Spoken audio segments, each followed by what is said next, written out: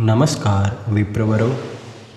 किसी परिवार में एक व्यक्ति बीमार था। जाए जाए अवस्था अर्थात मरने की अवस्था थी।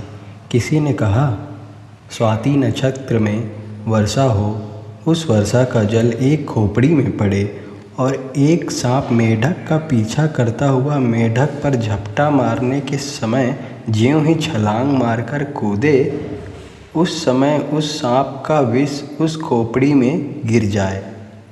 तब विष की दवा तैयार करके यदि रोगी को खिला सको तो रोगी बच सकता है।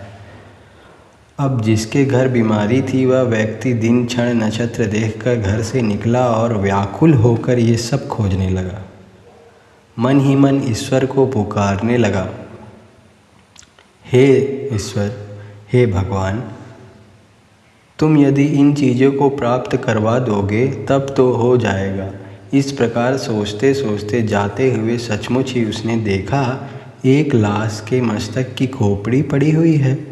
देखते देखते एक बौछार वर्षा भी हो गई। तब वह व्यक्ति कहता है, हे गुरुदेव, मरे हुए के मस्तक की खोपड़ी भी मिल गई है और फिर स्वाति नक्षत्र में वर्षा भी हो गई है। इस वर्षा का जल भी उस खोपड़ी में गिर गया है। अब कृपा करके और जो कुछ चीज़ें हैं उनको भी जुटा दो। वह व्याकुल होकर सोचने लगा।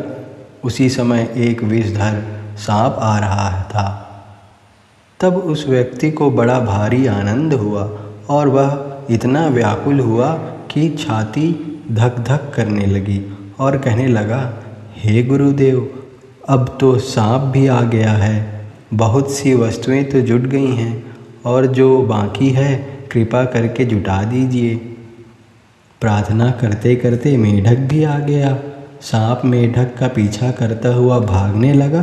खोपड़ी के निकट आकर ज्यों ही झपटा मारने के लिए आगे बढ़ा, मेढक छलांग मारकर दूसरी ओर जा गिरा और सांप का विष झट उसी खोपड़ी के भीतर गिर गया। तब वह व्यक्ति आनंद में तालियां बजा बजा कर नाचने लगा।